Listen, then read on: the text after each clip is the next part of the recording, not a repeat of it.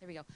So we have some time now for questions. If anybody has any questions, raise your hand and I'll race over and give you the microphone. Actually, not a question, just a quick comment with reference to what part of what Kris was saying is that the Pew Center for Research out of Washington, D.C. in their latest statistical report that looked at different countries in the relation and what they were saying about same-sex marriage kind of thing, and which came out in early 2013, and I probably was done in 2012, the work, I don't recall, indicated that Canadians were, about 80% of Canadians across the country were saying that they support same-sex marriage. We were one of three, there were 3 countries in the world that were very high. We were the same. And Alberta was almost at 80%, and then it broke out the 19 to 28 year old subgroup, and that was at about 87% in Alberta across the country that were in support. And it indicated that that number had gone up by something like 15% over the last 5 years. And it was really dramatic, the change that has occurred. It was quite astounding, I think, in that. And I think it says a lot about Canadians and attitudes. There's a lot to be done, and I appreciate that well. But the latest statistics are really quite reaffirming of some of the directions and some of the things that have happened, really, Delwin, since the decision that you were part of and the subsequent kinds of things that have happened in Canada. So just a comment.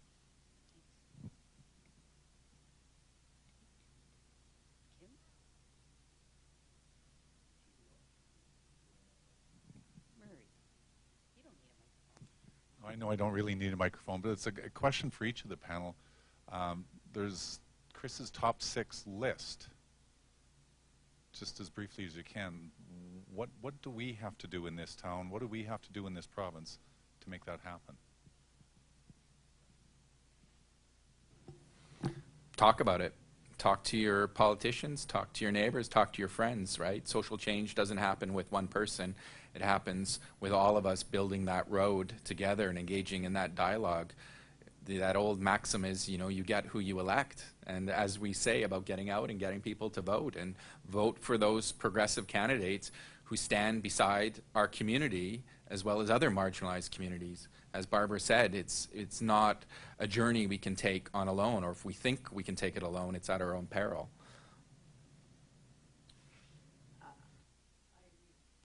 Thank you. I agree, and I think that strategically, there are 3 components to moving forward: the law, the community, and the press. The law is expensive, the community is organizing, and the press is free. Delwin talked about what it means to be the poster person for rights, but the fact of the matter is it's one of the most effective tools we have.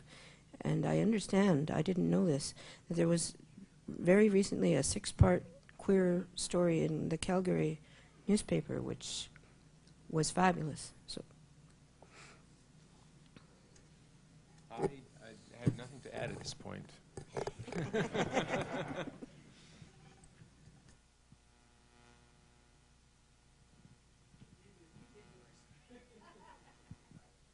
Thanks. Kris, could you comment on the inclusion of of religion in 11.1? And I'll give you a bit of context. Today, I'm a school principal. I was at an administrators meeting today where the Gideons have been excluded from our community schools. They normally give out Bibles and want to talk to the grade 5 students. And due to 11.1, they're excluded this year. I think it's interesting. It's not always freedom of religion. Some would argue it's freedom from religion and the role that plays in public schools. I think the biggest battle we're facing now across the country is these issues of sexual orientation and gender identity in our Catholic schools. You know, that will be the next frontier, and that very well could be the case that ends up going to the Supreme Court of Canada. We'll see if those denominational rights in the Constitution will supersede the equality rights in the Charter. And what I think we've seen from the court is that the equality rights tend to win out over most of the recent decisions. And so I know it's a battle that the Catholic school system doesn't want to fight. We had the opportunity when Mark Hall in Ontario fought to take his boyfriend to his Roman Catholic high school prom. And there was another case of, here was a 17-year-old young man who Andre and I interviewed, and he had been out for 6 months before that happened. He wasn't a seasoned sort of activist. This wasn't planned. He just wanted to go to the prom. And it blew up. We had helicopters following him, you know, all across from school to home to the prom. This was not a Canadian news story. This was an international news story. And think, this was before the time of Justin Bieber having more followers than the Canadian population in social media, right? That we didn't have the same level of mobilization at that time. And you know, that interlocutory injunction that was given was a remarkable statement, but unfortunately it was non-binding in that sense. And of course, Mark, like any teenager, he got what he wanted and didn't want to continue. And the Catholic School Board didn't want to continue because no one knew at that time how it was going to play out.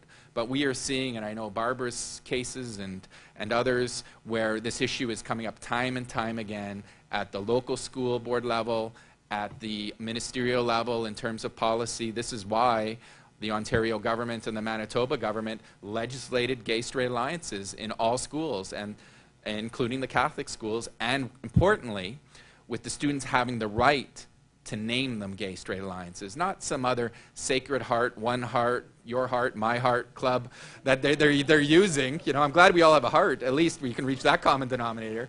But we see this happening in as I was talking over dinner, in the Yukon right now, where they're working to pass a second policy, sexual orientation and gender identity policy, that only applies to Catholic schools, where they're restricting the rights of students to name these gay-straight alliances. And I said, we fought that battle. Didn't anybody from the north look at what happened in Ontario and Manitoba? I know news is slow to travel up north sometimes, but the dog sled's got to arrive at some time to let you know what's happening here. And the fact that we're treating classes of students differently in our public schools is nothing short of an educational apartheid that's happening in our public school system. Gay and lesbian students have these rights limited, and other students have full rights. That is discrimination, point blank. The only question will be, is it going to be justified discrimination under Section 1 of the Charter? And I think these are the big, heavy questions to ask, and I'll let a lawyer talk further on that than me. Yeah, I got a question first. My question to you, Kris, is, and actually to you, is, given what lies ahead and given what we know, are you optimistic or pessimistic? Oh, I'm always the optimist, right? Change doesn't happen on its own. Sometimes we need to give it a kick in the pants. And that's about the mobilization. It's about the great heroes like Delwin and Murray and Michael and so many others in this room who have fought so hard for that change to happen. And we can't just forget about it. We can't forget these lessons and the rights that we have now as queer people. I consider myself born in 1971. You said, you know, you were born a criminal. I was born the first generation as a gay man born free in this country. It means I have a profoundly different relationship to our major social institutions. I didn't grow up in fear that I was going to get arrested, you know, by the police, right? Or just be labeled a dangerous offender for someone I simply loved. So we have this generation, and we need to ensure that we're teaching those lessons from history and learning from them to chart that way forward. Change is a-coming. It's just a matter of how fast. And I don't think any of us saw things like same-sex marriage. It wasn't even on the horizon at that time. We wouldn't even dream or dare to think to go there. But we did, and we won. Yeah, I mean, basically what I would end up saying is going to be echoing what Kris just said, but I'm an optimist. I think it's been proven that there are so many people out there that are willing to fight the fights that are necessary to be fought, and I think it is fairly obvious that at least at the Supreme Court level we have it has been shown that this is in the right. So I'm an optimist, yeah, definitely. I'm a pessimist. I think we have those rights now, and if you look around, there's a sea change happening internationally. And we now import labor because it's cheaper. We bring temporary foreign workers. Our economic and social policies, the federal government is systematically dismantling the country that gave birth to the Charter and to the rights that we have. And all of the governments in Canada have the ability to say this law, whatever law, operates, it's called the notwithstanding clause, notwithstanding the Charter. Most governments don't do that. And they don't do it because it's politically unpopular. But if some government was willing to put up with the flack of the first 10 pieces of legislation with the non-obstante clause, the whole legal social culture can change in a minute.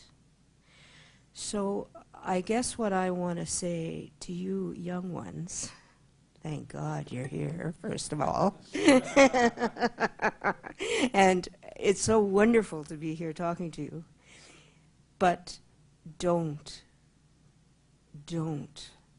take it for granted, because we can lose it as fast as we got it. And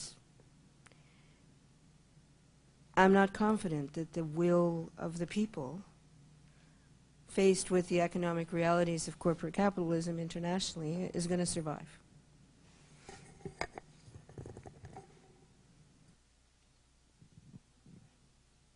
This question is for Delwin.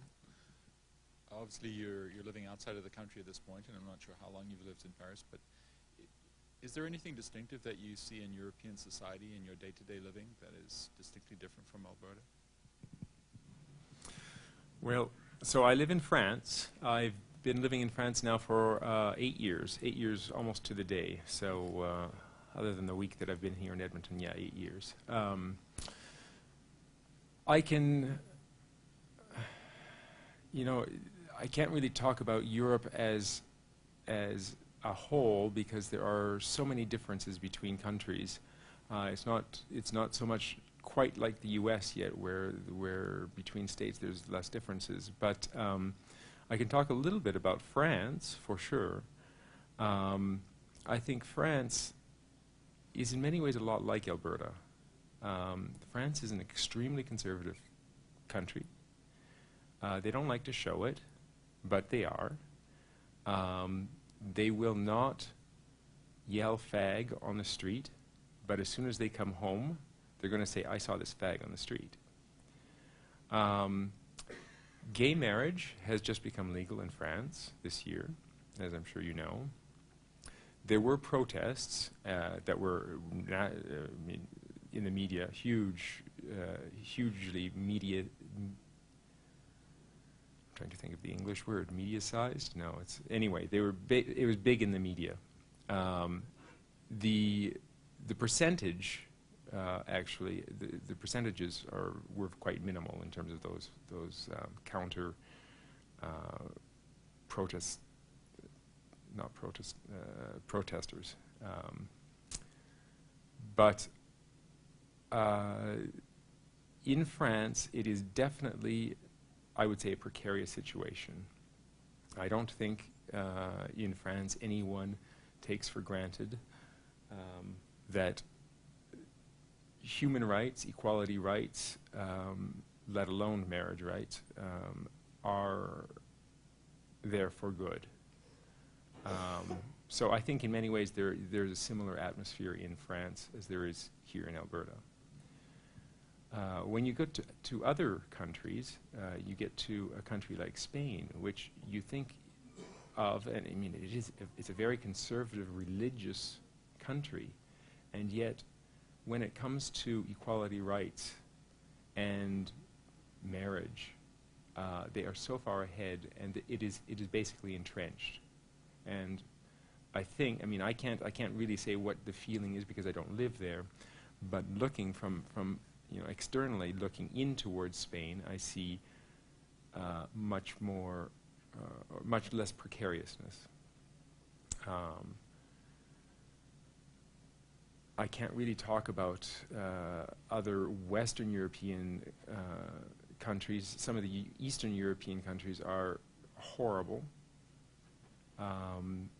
Me and a lot of the people that, well, a lot of my friends and other people that I associate with in France wonder why these countries are even allowed to remain part of the European Union just because of their human rights abuses. So it's there's a big variety, there's a big range there. So it speaks to Robert's point that you can't take it for granted. No.